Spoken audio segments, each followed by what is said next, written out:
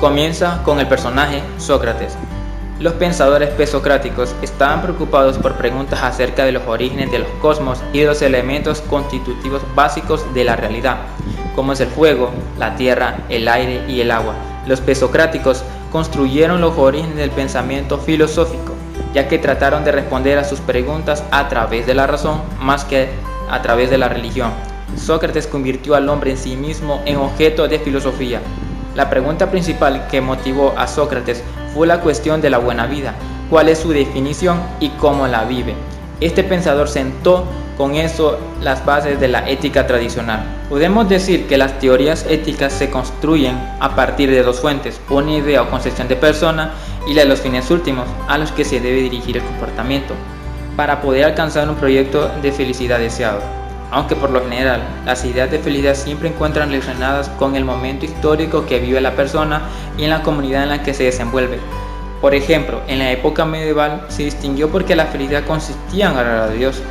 En la actualidad mucha gente difiere de ese concepto de fin de vida y opta por otras opciones de vida feliz. Si retrocedemos en la antigüedad hasta la antigua Grecia, respecto a la concepción de persona, los griegos tenían la idea de que persona estaba conformada por una dimensión física y una pensante, y que su fin último era alcanzar la felicidad mediante el desarrollo de virtudes o bien mediante la evitación del dolor. En la época medieval, la idea de persona se asoció más con Dios y por lo tanto el fin de toda persona sería agradarlo y cumplir sus mandamientos para alcanzar una vida eterna. En la época contemporánea nos ofrece una idea de un hombre más autónomo que está en condiciones de explicarse a sí mismo el mundo, intervenirlo y construir su propio proyecto de vida, siendo este en último el fin del hombre de hoy.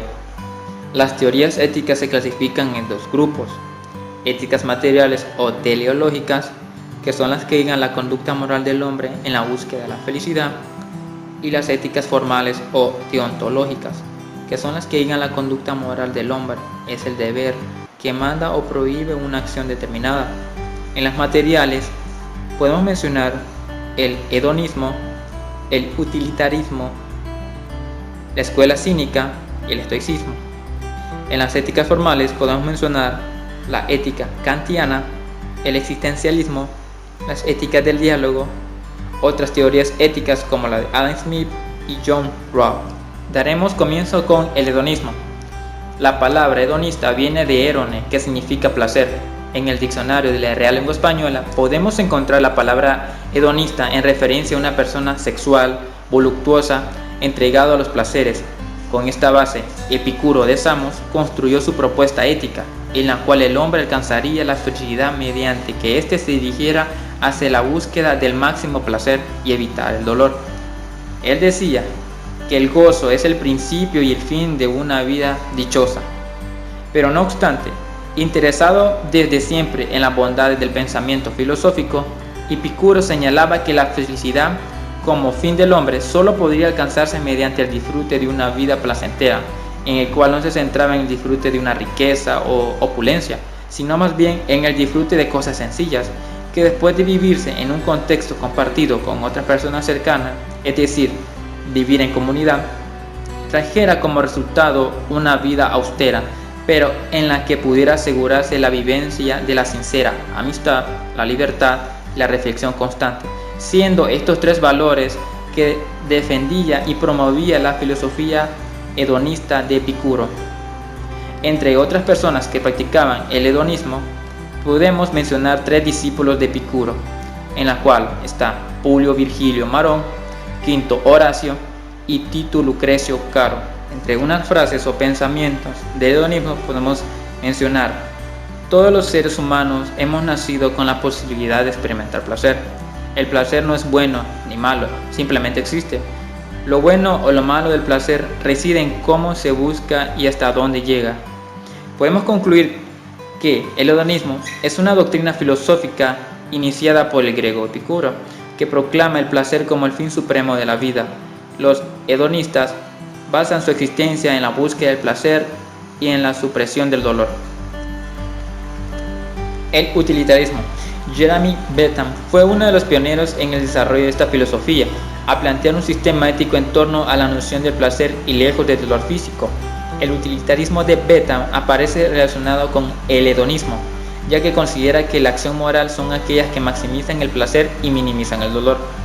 No obstante, John Stuart Mill avanzó en el desarrollo de esta filosofía, aunque apartándose del hedonismo. Para Mill, el placer o felicidad general debe calcularse a partir del mayor bien para el mayor número de personas, aunque reconoce que ciertos placeres tienen una mejor calidad que otros. El utilitarismo siempre sobresalió por su relativa sencillez. Para pensar una acción es moral, no hace falta más que estimar sus consecuencias positivas y las negativas. Cuando lo bueno supera lo malo, puede considerarse de una acción moral.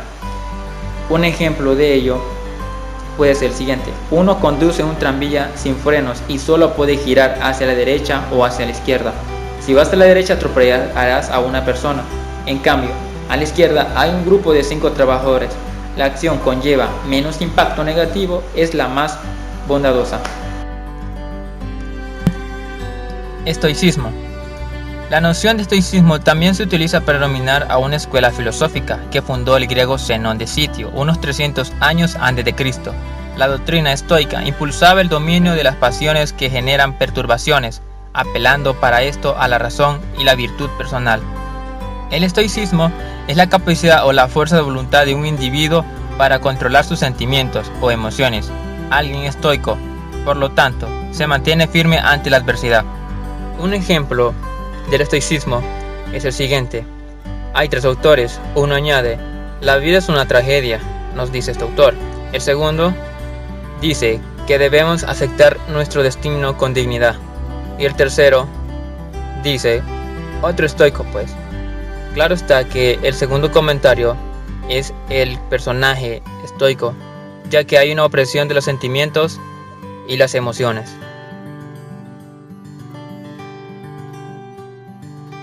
Teoría de la administración.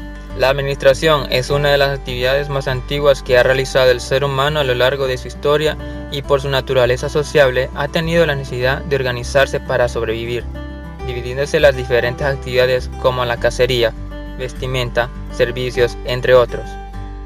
Cabe resaltar que la administración ha existido desde el principio de los tiempos, como en China, Grecia, Egipto, entre otras naciones que se destacaron por su aporte en la administración. Entre las teorías de la administración podemos mencionar las siguientes: teoría científica, teoría clásica, teoría del comportamiento, teoría XY, teoría de las relaciones humanas. La teoría científica. Teoría puede referirse a un saber que aún no se ha demostrado o una hipótesis cuyo resultado es aplicable a una ciencia, o un conjunto de leyes que permiten establecer relaciones entre distintos fenómenos o sucesos científicos. Y ciencia es la disciplina formada por conocimientos sistematizados que se obtienen a través del razonamiento y la observación. Frederick Wilson Taylor, fundador de la administración científica, nació en Filadelfia, Estados Unidos. Procedió de una familia de principios rígidos y fue educado dentro de una mentalidad de disciplina, devoción al trabajo y al ahorro. Él inició la experiencia que lo haría famoso, donde intentó aplicar sus conclusiones, venciendo una gran resistencia a sus ideas. Principios implícitos de la administración científica según Taylor. Estudiar cada trabajo antes de fijar el modo como deberá ser ejecutado. Seleccionar científicamente a los trabajadores de acuerdo con las tareas que se le han atribuidas. Dar a los trabajadores instrucciones técnicas sobre el modo de trabajar, o sea, entrenarlos adecuadamente. Teoría clásica. Henry Fayol, ingeniero y teórico de la administración de empresas, nacido en el seno de la familia burguesa. Henry Fayol se graduó como ingeniero civil de minas en el año de 1860 y desempeñó el cargo de ingeniero en las minas de un importante grupo minero y metalúrgico, la sociedad anónima Coventry Fortune Vault. Algunos fundamentos básicos de la administración son: técnica, se encarga de la producción. Comercial, se encarga de la compraventa. Financiera, se encarga del uso del capital. Contable, se encarga de inventarios, balances y costos. Seguridad, se encarga de proteger los bienes de la empresa y del empleado. Administrativa, se encarga de utilizar adecuadamente los recursos. En conclusión, en esta teoría podemos ver que algunas empresas ponen en práctica varios de estos principios.